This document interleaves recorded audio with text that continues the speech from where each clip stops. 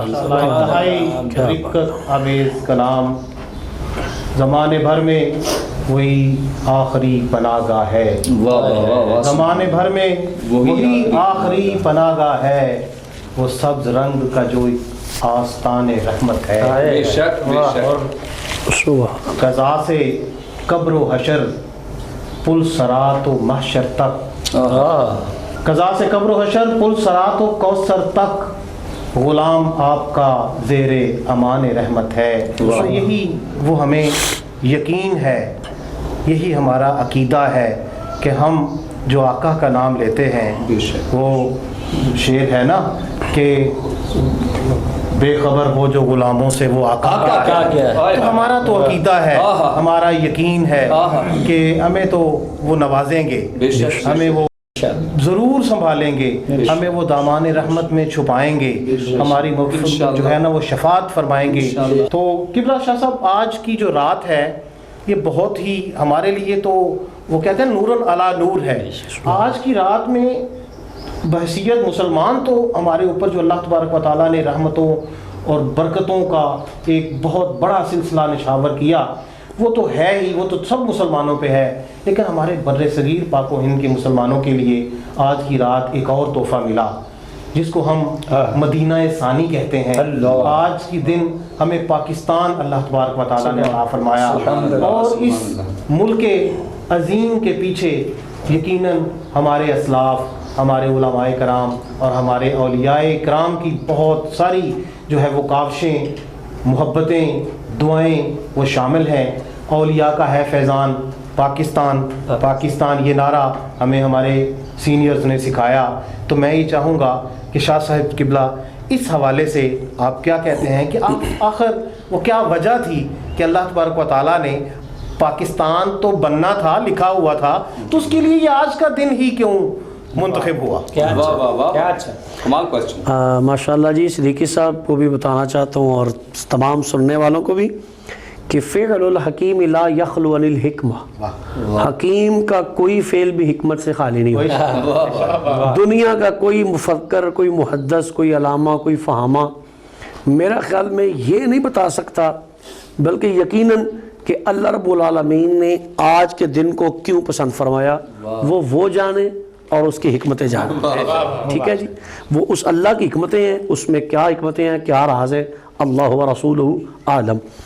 جو ground reality اگر ہم دیکھیں اس میں آپ نے جس طرح پوچھا کہ اس رات کی فضیلت اسلامی اعتبار سے تو ہے ہی، اور پاکستان جو ملا، ان دونوں چیزوں کو میں ملا کے ایک ہی جواب میں انشاءاللہ میں بات کو مکمل کر دیتا ہوں کہ یہ جو رات ہے، آج کی رات میں پڑھ رہا تھا گھر میں کہ تفسیر عزیزی، صاحب تفسیر عزیزی نے اس کو سب سے قرآن پاک جو تفسیر کی ہے، تفسیر عزیزی میں ایک واقعہ کوٹ کیا۔ بنی اسرائیل کا ایک شخص تھا، بہت تہجد گزار، نیک اور متقی پرہیزگار، اس کا نام تھا شمعون اس کا نام تھا، اور ان کے بارے میں کتب میں آتا ہے، صاحب تفسیر عزیزی لکھتے ہیں کہ انہوں نے 1000 مہینہ 1000 مہینے کی راتیں مسلسل قیام کیا بنی اسرائیل میں، اور وہ اللہ کے بڑے نیک بندے تھے، شمعون نامی۔ 1000 مہینے کی راتیں مسلسل قیام فرمایا، روزہ رکھا اور جہاد کیا۔ یہ تینوں کام انہوں نے یک وقت کیے۔ اب کفار نے یہ پلان بنایا کہ یہ بڑا اللہ کا قریبی ہے، اللہ کا بڑا متقی ہے، اس کا خاتمہ کرنا چاہیے۔ اس کام کے لیے انہوں نے اس کی بیوی کو ایک خطیر رقم کے عوض اس کو مخصوص کر لیے۔ وہ لالچ میں آ گئی اور انہوں نے کہا کہ اگر تم اس کو قتل کرو ہم اتنا آپ کو مال دیں گے۔ صاحب تفسیر عزیزی لکھتے ہیں کہ رات کو کچھ تھوڑا سا سستانے کے لیے جب وہ شمعون نامی اللہ کے نیک بندے چارپائی پہ لیٹے تو ان کی بیوی نے رسیوں کے ساتھ ان کو مضبوطی سے چارپائی کے اوپر باندھ دیا کہ میں کفار کو بلاؤں گی اور ان کو قتل کر، اور اللہ وحدہ لا شریک نے ان کو یہ طاقت دی ہوئی تھی کہ لوہے کی ایک زنجیر کو وہ بآسانی توڑ دیتے تھے اپنی جسمانی طاقت کے ساتھ۔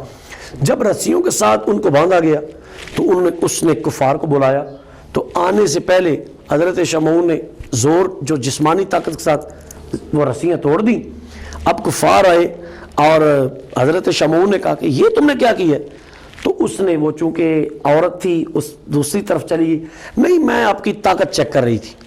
اچھا چلے ٹھیک ہے, لیکن اس کو پتہ نہیں یہ تھا کہ اللہ کا ولی جو ہوتا ہے وہ دلوں کے بھی بھید جانتا ہے. دوسری رات آئی, اس نے کہا چلے ہم دوسری رات یہ پلان کرتے ہیں. دوسری رات بھی ایسے ہی باندھا, پھر ایسے ہی آپ نے جسمانی طاقت کے ساتھ اس کو رسی کو توڑ دیا. جب تیسری رات آئی نا تو پھر وہ آپ کا سوال کہ پاکستان اس رات کو کیوں بنا, تو میں نے جواب دیا کہ اللہ کی حکمتیں اللہ ہی جانے.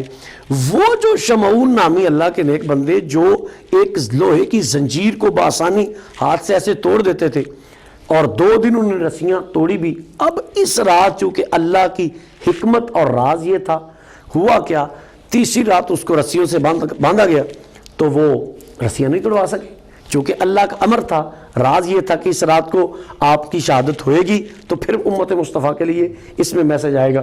جب تیسری رات آئی تو باوجود زور لگانے کے وہ رسی نہ ٹوٹی.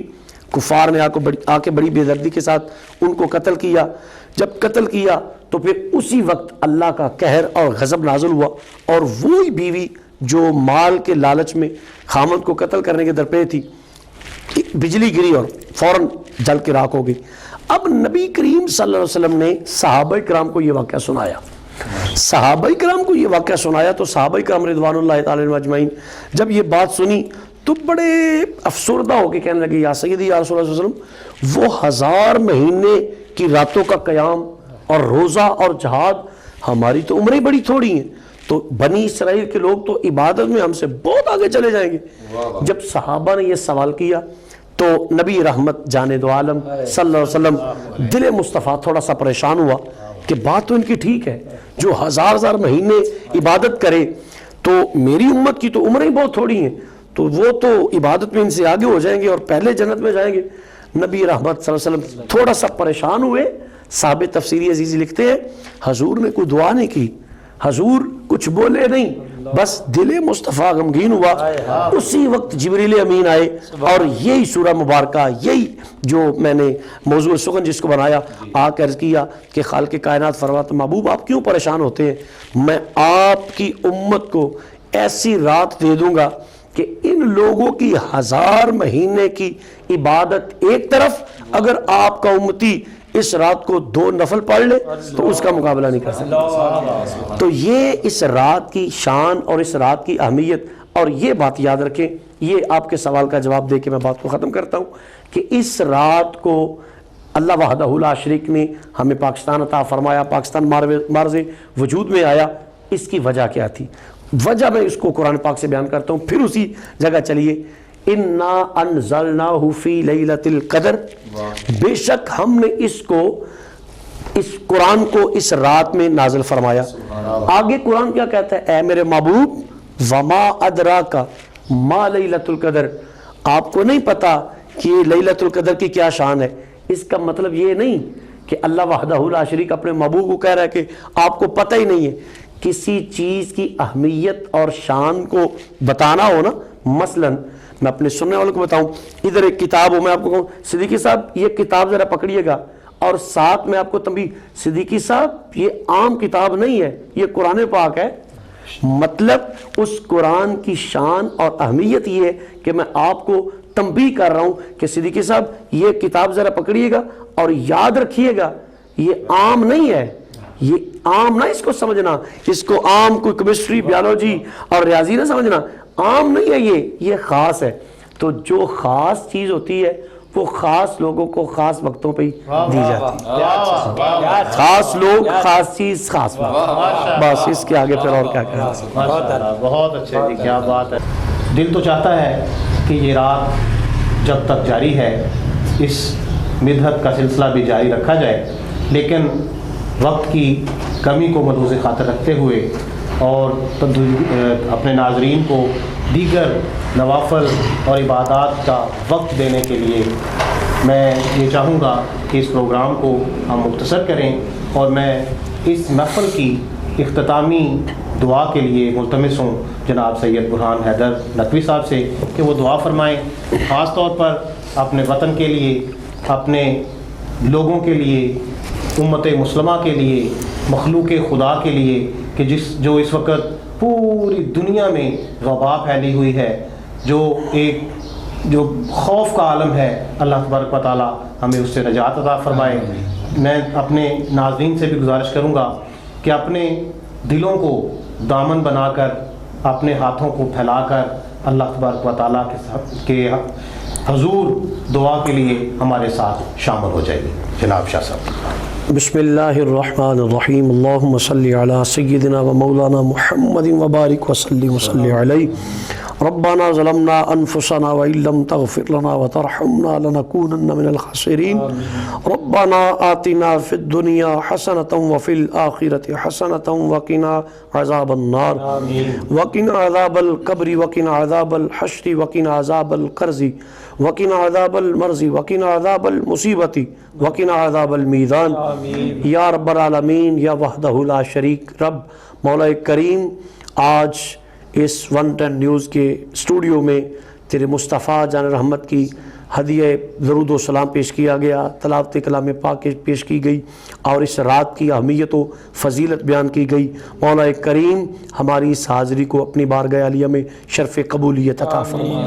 مولا کریم رمضان المبارک کی ان بابرکت گھڑیوں کا صدقہ، آج کی اس مبارک رات کا صدقہ، مولا کریم جتنے بھی حضور کے غلام جہاں کہیں بھی پریشان حال ہیں، سب کی پریشانیوں کو دور فرما۔ مولا کریم اپنے محبوب کی محبت کا صدقہ جو بھی بیمار ہیں ان کو شفاء کلی عطا فرما، صحت کاملہ عاجلہ نصیب فرما۔ گھروں میں، ہسپتالوں میں جو کوئی بیمار ہے، مولا بیمار کربلا کا صدقہ ان کو شفاء کلی عطا فرما۔ یا وحدہ لا شریک رب، یا رب العالمین جو بھی تنگ دست ہیں ان کی تنگ دستی کو دور فرما۔ رب العالمین جو پریشان حال ہیں ان کی پریشانیوں کو دور فرما۔ پاک پروردگار جو بے اولاد ہیں، آج کی اس رات کا صدقہ تیرے دربار دربار میں کوئی کمی نہیں، ان کی جھولیوں کو رب العالمین اولاد نرینہ سے مالا مال فرما۔ مولا کریم جو اس دنیا سے چلے گئے ہیں، مولا اس رات کا صدقہ ان کی بخشش فرما، ان کی قبور پہ نزول رحمت فرما۔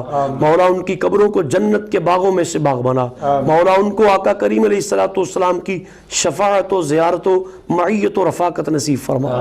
مولا کریم آج کی اس رات کا صدقہ پاک پروردگار میرے ملک پاکستان کی خیر فرما، ملک پاکستان کی سالمیت کی حفاظت فرما۔ مولا کریم ملک پاکستان کو اندرونی بیرونی خدشات و خطرات سے محفوظ فرما۔ پاک پروردگار آج کی اس رات کا صدقہ افواج پاکستان کی مدد فرما۔ میرے ملک کے جتنے بھی ادارے ہیں، اس ملک کی حفاظت کرنے والے، مولا تو سب کی حفاظت فرما۔ مولا کریم اس بابرکت رات کا صدقہ، یہ جو کرونا وائرس کی شکل میں عالم اسلام، عالم انسانیت پریشان ہے، مولا آج کی رات کا صدقہ اس وبا کا خاتمہ فرما۔ مولا کریم عالم انسانیت پہ رحم فرما۔ مولا تو کریم ہے، کرم فرما، تو رحیم ہے، رحم فرما۔ اپنی محبوب کی زلف عنبرین کا صدقہ عالم اسلام کو اس وبا سے محفوظ فرما۔ پاکستان سے اس وبا کا جلد از جلد خاتمہ فرما۔ مولا کریم آقا کریم علیہ السلام کے والضحیٰ مکھڑے کا صدقہ، مولا کریم ہم گناہ گار ہیں، ہم سیاکار ہیں، ہم بد اعمال ہیں، تو رحیم ہے، تو کریم ہے، تو مالک یوم الدین ہے، تو ستار اور غفار ہے، مولا تو رحمان اور رحیم ہے۔